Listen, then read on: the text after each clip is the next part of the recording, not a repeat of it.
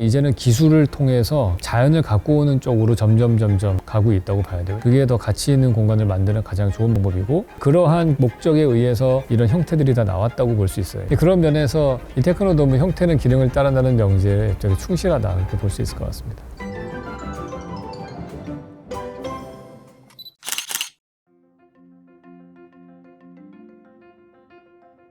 네, 안녕하세요. 저는 지금 한국타이어 테크노돔에 와 있습니다. 지난번에 한국타이어 사옥할 때에도 디자인을 했던 영국 건축가 노만 포스터 사무실에서 한 거고요. 지난번에는 도심 속에 있는 그러한 건축 사옥이었다면은 여기는 이제 자연 속에 있는 주변에 산들도 있고 녹지가 되게 많은 곳에 위치한 연구소 건물입니다. 네, 디자인상으로는 완전 좀 달라 보이죠. 지난번에는 그냥 박스였으니까 안에 들어갔을 때 되게 놀라운 공간들이 숨겨져 있었다면은 이 건물은 바깥에서 볼 때부터가 되게 특이한 모습을 가지고 있습니다. 특히 저에게 인상 깊었던 거는 이 건물이 되게 지붕이 크다는 점이에요. 서양 건축의 특징에서는 사실은 별로 없는 모습이거든요. 외형적으로 봤을 때 우리나라 한옥을 딱 보시면은 거의 인면에서 지붕이 거의 대부분 차지하고 있고, 그 밑에 있는 기둥들은 그 지붕을 받치기 위한 구조체로 딱 되어 있는 모습이 보이죠. 반면에 서양의 건축의 인면을 보시면 벽 중심의 건축으로 되어 있고 지붕은 거의 없습니다. 근데 특이하게 영국 건축가가 설계를 했는데 지붕이 되게 크게 나와 있다는 게 일단은 좀 저한테는 좀 인상 깊었어요. 그래서 처마 길이만 하더라도 벌써 몇십 미터가 되는 그런 공간이 나오는데, 이거를 이 건물의 캐노피로 쓰고 있는 거죠. 두 번째 저희 시선을 끌었던 거는 이 앞에 수공간이 되게 많이 쓰여졌다는 점이에요. 그러니까 넓은 공간들이 이렇게 펼쳐져 있고 건물이 그 안에 떠 있는 듯한 느낌이 나는데요. 제가 언제 인상 깊었냐 하면은 자동차에서 딱 내린 다음에 그 다음에 이 바깥 경치를 보면은 산밖에 없잖아요. 그러니까 바깥에 차경을 갖고 오는데 이 수공간이 거의 거울처럼 돼 있어요. 그래서 밖에 있는 자연 풍경을 안으로 갖고 들어오는 역할을 합니다. 그런 효과를 더 극대화하기 위해서 이 건축가는 아마 되게 이 바닥에 어두운 재료를 썼을 거예요. 우리가 물을 넣는다고 하더라도 이 수공간이 하얀색 재질의 화강석 같은 게 깔려있을 때와 이런 검은색 돌이 깔려있을 때가 다릅니다. 반사의 느낌을 더 주기 위해서는 더 짙은 색깔 돌을 쓰는 게 훨씬 더 효과적이라고 볼 수 있어요. 지금 여기 테크노돔 보시면은 제일 인상 깊었던 거는 내가 건물을 들어가기 전에 수공간을 거쳐서 들어가게끔 되어 있거든요. 되게 특이한 점은 내가 이걸 걸어 내려갈 때 물과 나하고의 관계입니다. 초입부에 자동차를 타고 올 때에는 저는 물보다 위에 있죠.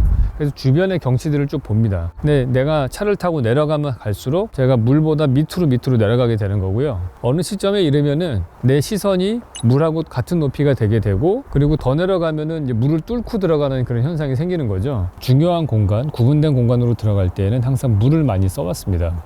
대표적인 사례가 성경에서 얘기할 때 내가 죽은 다음에 사후세계로 갈 때 요단강을 건넌다는 표현도 쓰고, 그리스 신화를 보시면은 지하 사후세계를 갈 때에는 4개의 강을 건너서 가게끔 되어 있고요. 자금성 같은 경우에도 보시면 주변에 해자가 파여져 있죠. 그래서 건축에서는 동서고금을 막론하고 항상 구분된 공간, 특히 성스러운 공간, 중요한 공간으로 들어갈 때에는 주변에 수공간을 만들어놔요. 그래서 이런 것들을 왜 하느냐 생각을 해봤는데, 그냥 제 추측에는 옛날 시대 때의 사람들 한번 상상을 해보세요. 모든 공간은 땅 아니면 물입니다.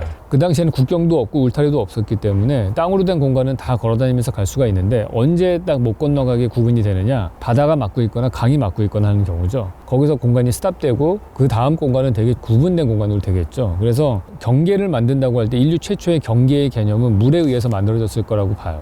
어떻게 보면 한국타이어라고 하는 회사의 중요한 아이디어를 개발하고 하는 연구소에 들어갈 때에는 바깥하고는 구분된 공간이어야 된다는 개념도 필요하고, 그래서 여기다 수공간을 쓰면은 자연도 갖고 올 수 있는 장점이 있고, 공간이 구분된다고 하는 그 안쪽에 있는 공간이 더 중요하다는 느낌이 들게 할 수도 있고, 여러 가지로 이점이 있는 것 같습니다.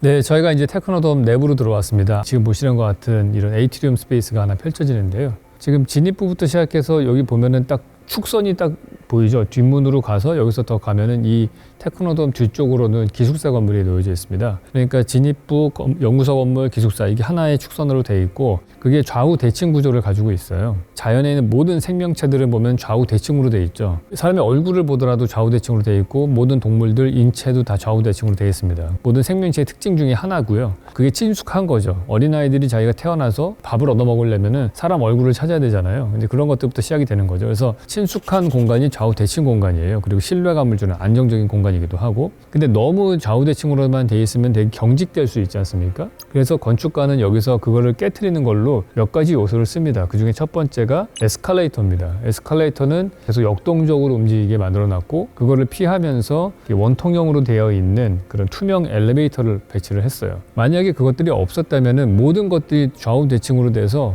약간 이집트 신전같이 너무 경직된 모습처럼 보이고 너무 권위적으로 보일 수 있기 때문에 그거를 약간 규칙을 깨려고 했던 것들이죠. 그리고 여기서 눈에 보이는 가장 큰 특징적인 거는 이 벽체가 약간 이렇게 위로 올라갈수록 좁아진다는 모습이에요. 실제로 안에 보시면은 하얀색으로 되어 있는 그 콘크리트 기둥이 기울어져 있습니다. 기둥을 기울여서까지도 이 건물이 기울이고 싶었던 거죠. 합리적인 이유가 있다고 생각을 해요. 지하 1층까지 햇빛이 잘 들어가게끔 만들고 싶었던 거죠. 근데 그때 건축가는 두 가지 선택권이 있습니다. 세 가지죠. 엄밀히 말하면 세 가지 선택권인데, 하나는 이 폭으로 똑같이 올릴 것이냐, 아니면 위로 갈수록 넓어지게 할 것이냐, 아니면 위로 갈수록 좁아지게 할 것이냐. 그 세 가지가 있어요. 이게 내부냐 외부냐에 따라 좀 다릅니다. 예를 들어서 제가 이런 중정을 하나 만든 작품이 하나 있습니다. 저희 사무실에서 했던 The Void라고 하는 앞에도 지어진 걸 보시면은 저는 밑에다가 수공간을 만들어 놓고 위로 갈수록 넓어지게 했어요.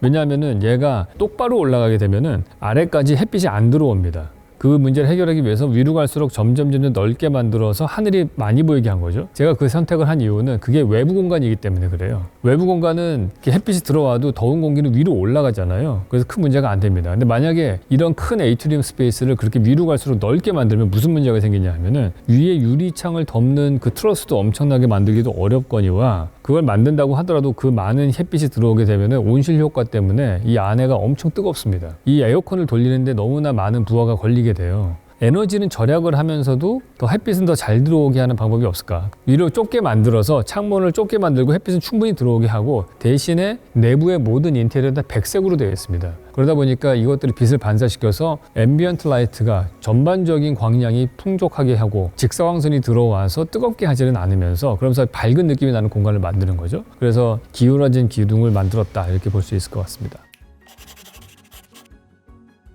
하이테크 건축가의 가장 큰 특징 중에 하나는 저는 텐션 구조를 많이 쓴다는 거예요. 모든 구조의 힘은 두 가지로 나눠집니다. 컴프레션, 텐션, 압축력과 인장력. 압축력은 우리가 그 자체 하중에 의해서 계속 누르는 거고, 그 하중은 이제 땅으로 전달되게 돼 있죠. 아치 구조를 만들 때에도 다 압축력이에요. 돌이 이쪽으로 쏟아지려고 하는 것들을 이렇게 딱 모았을 때 그것들이 압축력으로 얘가 딱 서 있는 거죠. 인장력은 어떤 때 인장력이냐? 대표적으로 우리가 볼 수 있는 인장력은 텐트 칠 때 막 구조로 되는데 막 끈을 당기는 힘에 의해서 구조가 서는 거죠. 이게 전형적으로 압축력이 아닌 인장력으로 만들어진 구조라는 거죠. 가벼운 계단을 만들기 위해서 이 건축가는 인장력을 써서 위에서 당기는 거죠. 건물의 틀에 이 단단하게 생긴 이 쇠파이프 같은 거를 여기다가 걸어서 쇠로 만들어진 계단은 그대로 가볍게 떠 있는 것처럼 보이게 했다, 이렇게 볼 수 있어요. 노먼 포스터의 하이테크 건물치고는 되게 그렇게 막 엄청난 블링블링한 하이테크가 아닌 것처럼 보이지만은 이 계단이 스타일과 시그니처를 잘 보여주는 그런 요소인 것 같습니다.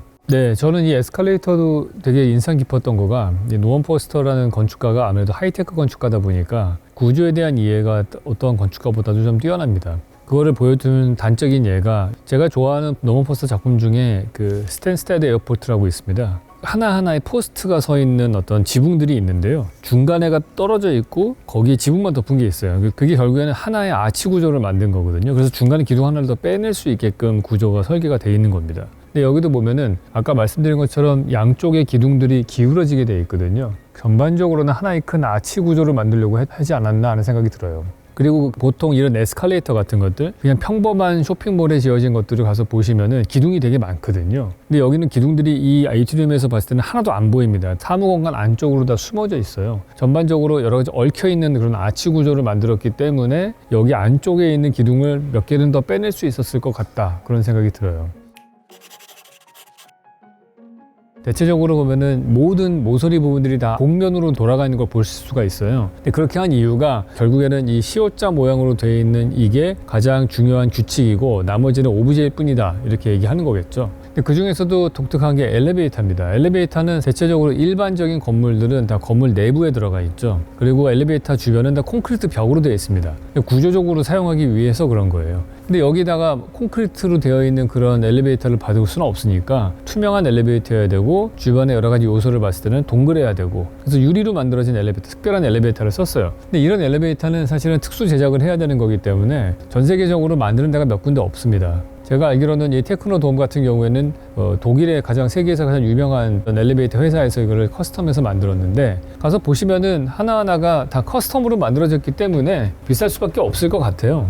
일단은 유리 자체도 곡면으로 돼 있고, 이런 엣지 부분 다 스테인리스 스틸로 돼 있고, 에어컨도 설치되어 있고 다 하는데 안에서도 봐야 되고 밖에서도 보여야 되는 이런 문제가 있기 때문에 어느 한 군데에도 대충 보게 할 수가 없거든요. 우리가 아는 엘리베이터들 대부분 다 보시면은 그 설비 보수하는 사람들 입장에서 보면 그 안쪽에서 보면 개판이거든요. 근데 여기는 그렇게 할 수가 없는 거죠. 비싸고 힘든 거임에도 불구하고 반드시 이거를 할 수밖에 없었던 이유는 가운데 엘리베이터는 있어야 될 것이고, 이게 그렇다고 콘크리트 박스로 될 수도 없고, 여기 만약 콘크리트 박스가 있다고 하면 햇빛이 다 막혀주고 그림자만 만들 거 아니에요. 그런 것들을 다 피하기 위해서 고가의 제품이긴 하지만은 이걸 쓸 수밖에 없었다, 이렇게 볼 수 있습니다. 지금 보시면 1층에는 여러 가지 실험 장비들이 다 들어가 있습니다. 타이어 엔지니어 분들은 모든 설비들은 진동이 되게 많기 때문에 반드시 1층에 위치를 해야 된다, 그렇게 얘기를 했대요. 근데 지금 계획안 보시는 것처럼 지하 1층에 이런 편의시설들이 들어가 있기 때문에 얘는 콘크리트 슬라브 위에 올라가 있게 되는 거죠. 그래서 그 진동을 이 건물이 흡수하지 못할 테니까 문제가 많을 거라고 얘기를 했는데, 이 건축설계사무소에서 여러 가지 테스트를 하고 실험을 해서 그걸 다 증명을 해가지고 다 괜찮다. 그래서 2층, 그러니까 실제로는 지하 1층 위에 있는 슬라브 위에 이런 설비들을 놨는데도 아무 문제가 없이 지금 다 설비가 돼서 작동을 하고 있다고 합니다.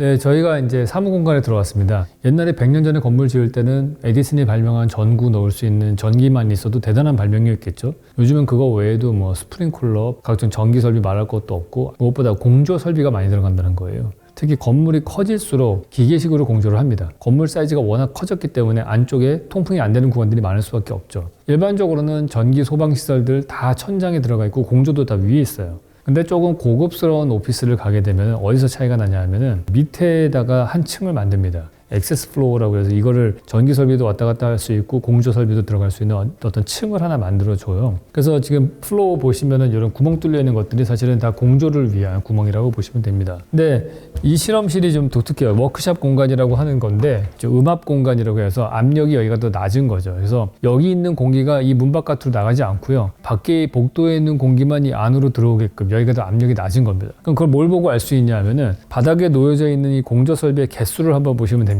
바깥에 있는 저 복도 홀 공간에는 몇 개 없죠, 구멍이. 근데 여기는 훨씬 더 촘촘하게 이 구멍이 뚫려 있는 걸 볼 수가 있어요. 그러니까 여기서 훨씬 더 공기를 빨아들이고 있는 거죠. 다른 사무직에 연구하시는 분들이 훨씬 쾌적한 환경에서 일을 할 수 있게 되어 있다, 이렇게 볼 수 있어요.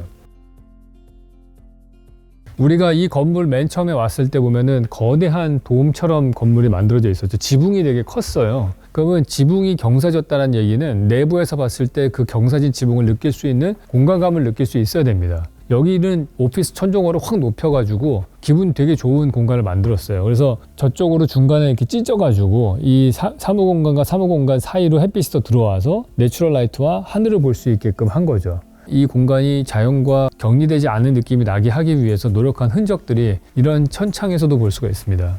좁고 길게 하늘을 찢어서 여기 계신 사무공간에 계신 분들은 고개만 딱 들면 하늘이 어디서든지 보일 수 있게 돼 있고, 여길 통해서 좁긴 하지만은 충분히 많은 양의 빛이 들어오게 돼 있고요. 여기 있는 사람들은 쾌적한 공간을 즐길 수 있게 되어 있다, 이렇게 볼 수 있을 것 같아요. 천장이 평면으로 되어 있는 경우와 경사로 되어 있는 경우와 느낌이 완전 다르고요. 경사로 되어 있을 때에도 얘가 평면의 경사로 되어 있느냐 아니면 곡면의 경사로 되어 있느냐가 느낌이 달라요. 곡면의 경사인 경우에 볼록하냐 오목하냐도 느낌이 다릅니다. 제일 기분이 좋은 거는 제 경험상으로는 오목하게 곡면으로 되어 있을 때 제일 기분이 좋아요. 그래서 나를 이렇게 품어주는 듯한 느낌이 나는 겁니다. 그래서 이 공간도 저는 천정고는 되게 높지만 안정감이 드는 이유가 이게 약간의 곡률로 되어 있는 지붕 모양을 그대로 따왔기 때문이다, 그런 생각이 들어요. 네, 저희 지금 있는 곳이 지하 1층입니다. 지하 1층 주변에 식당, 비스트로, 피트니스 센터, 편의점 이런 것들이 심지어는 병원 같은 것도 있죠. 그래서 이곳에서 모든 복지 시설들이 다 해결이 되는 것 같고요. 특이한 점은 이 지하 1층 레벨이 저기 보시는 저 터널을 통해서 기숙사랑 연결이 되어 있다는 점입니다. 기숙사에 계신 분들이 아침에 비가 오는 날 같은 경우에는 저 터널을 통해서 이쪽으로 출근하시면은 비 안 맞고서 그냥 올 수 있게끔 구성이 되어 있는 거죠. 네, 저희 오늘 그 한국타이어 테크노돔 다 둘러봤고요. 한국타이어에서 이 노원포스터 사무실을 채택하게 된 가장 큰 이유는 그 맥라렌이라고 하는 되게 유명한 자동차 회사가 하나 있거든요. 그 맥라렌 연구소를 보고서 이런 연구소를 가지고 싶다 해서 컨택을 해서 그 담당자를 찾았고, 그래서 한국타이어 테크노돔을 설계하게 되었다고 얘기를 들었습니다. 상당 부분이 그 맥라렌 연구소와도 유사한 점이 있어요. 그 맥라렌 연구소도 보면은 위에서 보면 배치도상으로 동그랗게 되어 있고요. 거기에 한 절반 정도가 연구소가 있고요. 그다음에 나머지 부분이 다 수공간으로 되어 있습니다. 그래서 그 연구소에서 이 수공간을 바라보게 되어 있고, 그 자동차 연구를 할 때 보면 풍동 실험 같은 게 되게 중요하잖아요. 그런 걸 연구할 때 그 기계가 내는 열이나 이런 것들을 해결하기 위해서 그 앞에 있는 수공간을 그런 친환경적인 걸로 썼다고 하는 그런 얘기를 해요. 이 한국타이어 테크노돔에서도 비슷하게 앞에 있는 수공간을 그런 용도로 쓰려고 했었는데, 문제는 이제 그러려면은 거의 몇 미터 깊이의 수공간이 필요했기 때문에 일정 물의 양이 필요하죠. 아무래도 그거를 사용을 하려면은. 근데 그러기에는 너무나 하중의 문제가 많았기 때문에 포기하고 그냥 얇은 조경의 장치로서만 사용하는 걸로 바뀌었다고 들었습니다. 형태는 기능을 따른다에 충실한 디자인이라고 생각을 합니다. 비가 많이 내리니까 경사지붕을 썼어야 됐고, 그리고 워낙에 큰 건물이다 보니까 친환경적으로 만들고 싶어서 어떻게든 빛과 바람을 갖고 들어오려고 노력한 디자인의 흔적들도 보이고, 여의도 현대백화점 같은 거를 보면은 거기도 보면 천창을 되게 많이 뚫어놨거든요. 그리고 이런 하이테크의 트러스를 써가지고 어떻게 해서든지 내부에 기둥이 없게 만들고, 이것들도 보면은 자연을 갖고 들어오려는 노력들이거든요. 다 이제는 기술을 통해서 자연을 갖고 오는 쪽으로 점점 가고 있다고 봐야 돼요. 왜냐하면 자연의 가치가 그만큼 현대 사회에서는 점점 귀해지고 비싸지고 있기 때문에 그게 더 가치 있는 공간을 만드는 가장 좋은 방법이고, 그러니까 그러한 목적에 의해서 이런 형태들이 다 나왔다고 볼 수 있어요. 테크노돔 자체도. 그런 면에서 이 테크노돔의 형태는 기능을 따른다는 명제에 되게 충실하다, 그렇게 볼 수 있을 것 같습니다. 테크노플렉스하고 이 테크노돔하고는 일단은 주변의 컨텍스트가 너무 다르기 때문에 필지 자체가 사실은 건물의 형태나 이런 모든 거를 규정하기가 쉽거든요. 그걸 거의 다 규정한다고 봐야 돼요. 근데 우리 판교에 있는 테크노플렉스 같은 경우에는 이미 땅 자체도 정방형에 도로도 다 결정이 나 있잖아요. 어디로 주차가 들어와야 되고, 그러니까 건축가가 디자인할 수 있는 거는 사실은 내부에서 모든 걸 해결해야 되는 상황이 되니까, 내부 지향적인 건물이 됐다면은 건폐율도 넉넉하고 땅이 넓으니까 여기는 저층형으로 지을 수가 있게 되고, 그럼 저층형으로 지으면은 주변에 있는 많은 좋은 자연과 계속해서 조우할 수 있는 그런 디자인으로 바뀌는 거죠. 그래서 대전 같은 경우에는 지형 자체가 산세가 급하지가 않아요. 그러니까 이 돔으로 되어 있는 이 건물 형태가 나지막한 언덕처럼 보이는 게 주변하고도 되게 잘 어울린다는 느낌이 들어요. 건축가의 노력들이 여기도 보시면은 계속해서 이런 구멍을 뚫고 찢고 천창을 만들고 이런 작업을 통해서 전체적인 돔이라고 하는 형태는 유지를 하지만은 그 안에서 계속해서 자연을 안으로 끌어들이려는 노력들을 여러 가지 장치로 합니다. 그렇기 때문에 이게